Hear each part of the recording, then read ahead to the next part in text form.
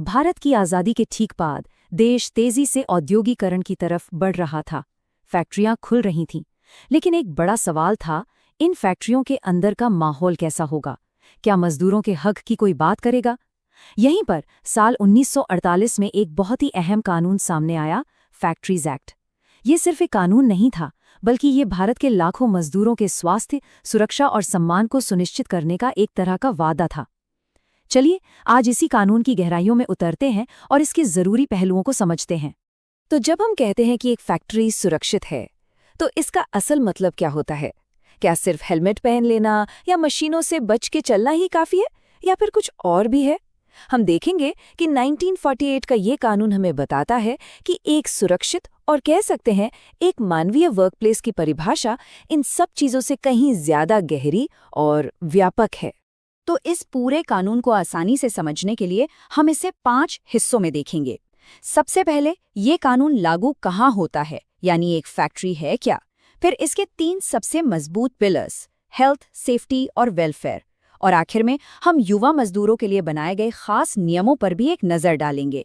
तो चलिए सबसे पहले सवाल से शुरू करते हैं, आखिर ये कानून लागू कहाँ होता है? देखिए, एक्ट एक फैक्ट्री को बहुत साफ साफ डिफाइन करता है। ये कहता है कि कोई भी ऐसी जगह जहां पावर यानी बिजली की मदद से 10 या उससे ज्यादा लोग काम कर रहे हैं, वो फैक्ट्री है। और अगर बिजली का इस्तेमाल नहीं हो रहा है तो ये गिनती 20 या उससे ज्यादा लोगों की है। बस ये सिंपल सी परिभाषा इस कानून का पूरा दायरा तय कर देती है। अब सवाल ये है कि इस कानून की जरूरत ही क्यों पड़ी। देखिए, इससे पहले फैक्ट्रियों के नियम कानून ना थोड़े बिखरे हुए थे, कोई एक स्टैंडर्ड नहीं था। तो इस एक्ट का मकसद था कि इन सभी पुराने बिखरे हुए कानूनों को एक जगह लाना, उनमें सुधार करना और पूरे देश की फैक्ट्रियों के लिए एक यूनिफॉर्म, एक ऊंचा स्टैंडर्ड सेट करना। और सच कहूं तो ये भारत के इंडस्ट्रियल इतिहास में एक बहुत बड़ा कदम था। तो चलिए अब इसके पहले पिलर पर आते हैं, और वो है हेल्थ यानी स्वास्थ्य। और यहाँ बात सिर्फ बीमार होने के बाद इलाज की नहीं हो रही है, बल्कि फोकस इस पर है कि एक ऐसा माहौल बनाया जाए जो मजदूरों को बीमार होने से ही बचाए। मतलब प्रिवेंशन पर जोर है। ये कानून स्वास्थ्य की एकदम बेसिक लेकिन बहुत जरूरी बातों पर जोर देता है, जैसे रोज साफ सफाई हो, कचरे को सही तरीके से डिस्पोज किया जाए, हवा आने जाने की अच्छी व्यवस्था हो, प्रॉपर लाइटिंग हो। सुनने में ये शायद छोटी छोटी बातें लगें, पर इन सबका मकसद एक ही है, ये पक्का करना कि काम करने की जगह ही कहीं बीमारियों का घर न बन जाए। अब ये देखिए, यही बात इस कानून को खास बनाती है। ये सिर्फ हवा में बातें नहीं करता कि अरे ज्यादा भीड़ भाड़ मत करो, नहीं, ये एक ठोस नंबर देता है, 14.2 क्यूबिक मीटर। ये कहता है कि हर एक मजदूर के लिए कम से कम इतनी जगह होनी ही चाहिए। और यही चीज एक नियम को मापने लायक और लागू करने लायक बनाती है। ओके, तो हेल्थ की बात हो गई। अब आते हैं दूसरे बड़े पिलर पर, सेफ्टी यानी सुरक्षा। यहाँ पर फोकस उन डायरेक्ट खतरों पर है जिनसे तुरंत चोट लग सकती है। सोचिए, तेज चलती मशीनें, जहरीली गैसें, इस तरह की चीजें। और ये जो सेफ्टी के नियम है ना, ये बहुत डिटेल्ड हैं।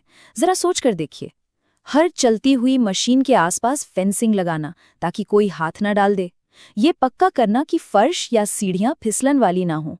आंखों को बचाने के लिए गॉगल्स देना, और हाँ, आग लगने की सूरत में भागने के रास्ते एकदम साफ रखना। मतलब कानून बनाने वालों ने हर छोटी बड़ी चीज का ख्याल रखा है। और देखिए, जहाँ काम ज्यादा खतरनाक है, वहां तो ये कानून एक कदम और आगे बढ़ जाता है। यहाँ ये साफ है कि सेफ्टी सिर्फ मालिक की जिम्मेदारी नहीं है, मजदूरों को भी हक दिए गए हैं। जैसे अगर उन्हें कोई बड़ा खतरा नजर आता है तो वो चेतावनी दे सकते हैं, वो सेफ्टी से जुड़े फैसलों में हिस्सा ले सकते हैं। मतलब ये एक 2 वे स्ट्रीट है, एक साझी जिम्मेदारी है। चलिए अब आते हैं हमारे तीसरे और आखिरी पिलर पर, वेलफेयर और वर्किंग आवर्स यानी कल्याण और काम के घंटे। ये पिलर इस बात को मानता है कि एक मजदूर सिर्फ एक कर्मचारी नहीं, बल्कि एक इंसान है, और काम की गरिमा को बनाए रखना सबसे ज्यादा जरूरी है। अब जरा इन नियमों को देखिए, ये सिर्फ सुझाव नहीं है, ये सीधे सीधे निर्देश हैं। अगर फैक्ट्री में 150 से ज्यादा मजदूर है तो कम से कम एक फर्स्ट एड बॉक्स होना ही चाहिए। अगर 250 से ज्यादा है तो एक कैंटीन होनी ही चाहिए। और ये बहुत जरूरी है, अगर 30 से ज्यादा महिला कर्मचारी हैं तो उनके बच्चों के लिए एक क्रैश यानी शिशु गृह बनाना अनिवार्य है। ये सिर्फ फैसिलिटीज नहीं है, ये काम को इंसानी चेहरा देने का तरीका है। वेलफेयर का एक और बहुत बड़ा हिस्सा है काम के घंटे। शोषण को रोकने के लिए इस एक्ट ने बिल्कुल साफ लिमिट तय कर दी। एक दिन में ज्यादा से ज्यादा 9 घंटे और एक हफ्ते में 48 घंटे। और मजे की बात यह है कि आज भी जो हमारा स्टैंडर्ड वर्क वीक है उसकी नींव यहीं से पड़ी थी। और अगर किसी से इन तय घंटों से ज्यादा काम करवाया जाता है तो कानून बिल्कुल साफ है, ओवर टाइम के लिए उसे अपनी सामान्य मजदूरी का 2 गुना यानी 2x मिलना ही चाहिए। ये पक्का करता है कि हर अतिरिक्त घंटे के काम का सही मुआवजा मिले। अब तक हमने जो बात की वो सभी मजदूरों के लिए थी, लेकिन इस कानून का एक बहुत ही जरूरी हिस्सा उन पर फोकस करता है जो सबसे वल्नरेबल हैं, यानी युवा लोग। उनके लिए खास प्रोटेक्शन की व्यवस्था की गई है। देखिए, कानून यंग पर्सन को 2 कैटेगरी में बांटता है। पहला है चाइल्ड यानी बच्चा, जो 15 साल से कम उम्र का है, और दूसरा है एडोलेसेंट यानी किशोर, जो 15 से 18 साल के बीच का है। और ये बंटवारा बहुत जरूरी है क्योंकि दोनों के लिए नियम भी अलग अलग हैं। यहाँ पर फर्क एकदम साफ है। 15 साल से कम उम्र के बच्चों से तो फैक्ट्री में काम करवाना लगभग पूरी तरह से बैन है। वहीं जो 15 से 18 साल के किशोर हैं वो काम कर सकते हैं, लेकिन कुछ शर्तों के साथ। उनके पास एक फिटनेस सर्टिफिकेट होना चाहिए, और अगर उन्हें खतरनाक मशीनों पर लगाया जाता है तो उन्हें पूरी ट्रेनिंग और सुपरविजन की जरूरत होती है। ठीक है, नियम तो बहुत अच्छे हैं, बहुत डिटेल्ड हैं, लेकिन एक सवाल मन में आता है, इन सबको लागू कौन करवाएगा? क्योंकि नियम तो बस कागज पर रह जाएंगे अगर कोई उन्हें चेक करने वाला ना हो, है ना? तो इसके लिए भी एक पूरा सिस्टम बनाया गया है। सरकार इंस्पेक्टिंग स्टाफ रखती है। ये लोग किसी भी फैक्ट्री में जाके जांच कर सकते हैं। फिर सर्टिफाइंग सर्जन होते हैं जो मजदूरों का मेडिकल चेकअप करते हैं।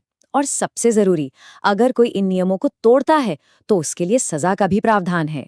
यही चीज इस कानून को ताकत देती है। और आखिर में अगर पूरे कानून का निचोड़ निकालना हो तो वो इस एक लाइन में मिल जाता है, सेक्शन 7A। ये साफ साफ कहता है कि फैक्ट्री का ऑक्यूपायर यानी जो भी मालिक है या मुख्य मैनेजर है, उसकी ये परम जिम्मेदारी है कि वो अपने हर मजदूर की हेल्थ, सेफ्टी और वेलफेयर को सुनिश्चित करे। ये एक बहुत बड़ी और बहुत ही अहम जिम्मेदारी है। तो ये था 1948 का वो ऐतिहासिक कानून। लेकिन एक बात सोचने वाली है, ये कानून तब बना था जब फैक्ट्रियां अलग थीं। आज ऑटोमेशन का ज़माना है, रिमोट वर्क है, गिग इकोनॉमी है, काम करने का पूरा तरीका ही बदल रहा है। तो ऐसे में आज के दौर में एक सेफ वर्क प्लेस का मतलब क्या है? ये एक ऐसा सवाल है जिसका जवाब शायद हमें आने वाले वक्त में मिलकर खोजना होगा।